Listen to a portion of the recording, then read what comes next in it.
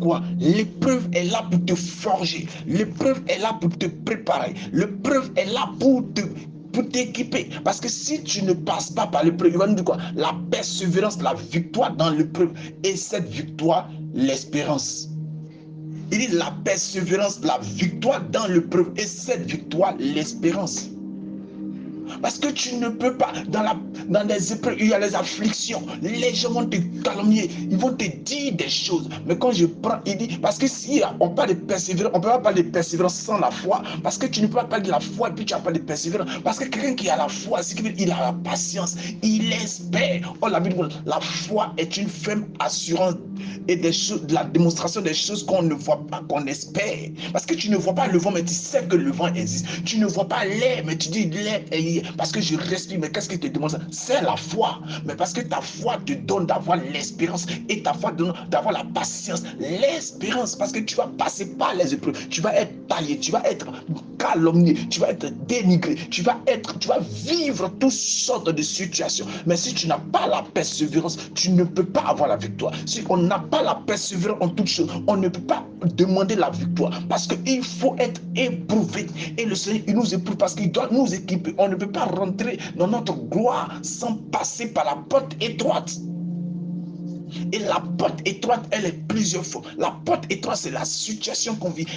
La porte étroite, c'est tout ce que nous vivions. La porte étroite, c'est les épreuves. Parce que les grandes portes, il dit, tu veux avancer, passe par la porte étroite. Mais le peuple qui va à la perdition passe par la grande porte. Oh, la grande porte te mène à la perdition. La grande porte, c'est de chercher des solutions, des solutions laides avec les hommes. Mais la porte étroite, c'est avec le Saint-Esprit. Il t'emmène dans le coin où il n'y a personne. Personne ne t'écoute. On fait semblant de t'écouter. Mais le Saint-Esprit endurcit les cœurs parce qu'il veut te parler, il veut t'équiper. Parce que si une personne règle la situation, on dira, ouais, la personne va se glorifier. Oh, c'est que Dieu aura, il ne glorifie, il ne partage pas sa gloire. Le Seigneur ne partage pas sa gloire. Donc, on ne peut pas parler de victoire si on n'a pas eu de preuve. Et c'est au fur et à mesure qu'on va dans les profondeurs, au fur et à mesure que le Seigneur nous fait équiper, nous fait monter, on voit la main de Dieu, on voit la présence de Dieu. Les épreuves sont une chose bonne pour nous parce que tout enfant de Dieu doit passer par l'épreuve. Tout enfant de Dieu doit vivre l'épreuve. Tout enfant de Dieu doit connaître une épreuve qui va le forger. Parce qu'on ne peut pas aller à Canaan. On ne peut pas prendre la terre promise sans passer par le désert. On ne peut pas dire on quitte l'Égypte pour aller à Canaan sans passer par le désert. Parce qu'arrivé devant, il y a la mer rouge. Qu'est-ce qu'on fait? La patience. Dieu a dit, il le fera. Mais en tout cas, il faut la patience. Et quand on prend loin, j'ai envie de lire tout à partir de la persévérance, l'espérance. Or, l'espérance ne trompe point. Parce que l'amour de Dieu est répandu dans notre cœur par le Saint-Esprit qui nous a été donné. L'espérance ne trompe point. L'espérance, elle ne trompe pas. Parce que l'amour de Dieu est répandu dans notre cœur. Parce que si on a l'amour de Dieu, il y a trois choses qui m'ont vraiment marqué. On parle d'abord, oh, étant donc justifié par qui? Par la foi, nous avons la paix avec Dieu. Par notre Seigneur Jésus. Parce que si on a la foi, notre foi a été justifiée. Donc, justifié par notre foi, nous avons la paix. En fonction de notre foi, on a la paix avec Dieu par Jésus-Christ. Après, on parle de la foi et on va revenir encore dans laquelle nous demeurions fermes. Parce que si tu as la foi, tu es ferme. Voilà pourquoi la foi est une ferme assurance. Parce que tu ne peux pas avoir la foi si tu n'as pas l'assurance. Tu ne peux pas dire j'ai la foi et puis tu doutes. Tu ne peux pas dire que j'ai la foi et puis tu penses, tu cherches. Non, la foi, la ferme assurance. Nous nous glorifions dans l'espérance de la gloire de Dieu. Pas de notre gloire, mais de la gloire de Dieu. Et après vient, il y a même des afflictions. Parce que les afflictions, c'est les épreuves, les tumultes, les épreuves, les situations qu'on vit, c'est des afflictions. Tu es affligé, ton cœur est triste, tu es dans l'amertume, tu es dans le désespoir. On est dans le désespoir, on n'a plus une voie d'issue. On ne sait plus où aller. Mais il y a une seule personne, le Saint-Esprit, qui nous demande de se retrouver dans le coin qu'on se retrouve dans le coin, pour qu'il puisse nous parler, pour qu'il puisse être...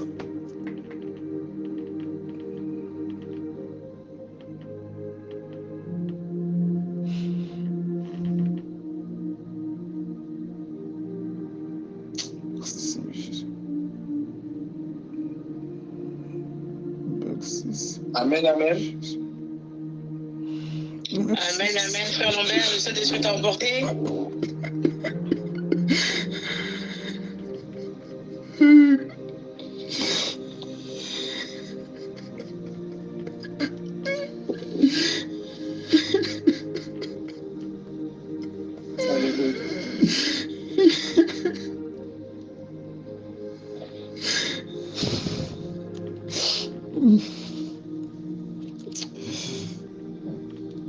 Il ne peut pas avoir d'espérance sans les épreuves. Alléluia. Merci Seigneur Jésus. Les épreuves sont là pour nous forger. Les épreuves sont là pour nous préparer. Les épreuves sont là pour nous équiper. Parce que Dieu ne peut pas s'investir en nous s'il ne nous prépare pas. Dieu ne peut pas s'investir en nous si on n'a pas la patience. Dieu ne peut pas nous équiper si on n'a pas l'espérance. On n'a pas la foi. Parce que la foi sans ses œuvres est une foi morte. Notre Dieu, il dit, voici, allez partout et annoncez, parlez de ma part. Et ceux qui auront cru seront, voici les miracles qui accompagneront ceux qui auront cru. Mais pour que les miracles t'accompagnent, il faut que tu puisses croire. Mais pour que celui qui va te dire, il faut qu'il passe par le feu. Il passe par la porte étroite. Il faut qu'on soit forgé, on soit taillé, on soit brisé. Parce que sans le brisement, on ne peut pas voir la main de Dieu. Dieu ne peut pas nous équiper si la chair n'est pas clouée, si la chair n'est pas morte. Parce qu'on tout ça, les afflictions, c'est le brisement, sachant que l'affliction produit la persévérance. Parce que l'affliction, c'est les épreuves, les problèmes on passe, on travaille, ça produit la persévérance, la victoire dans les épreuves.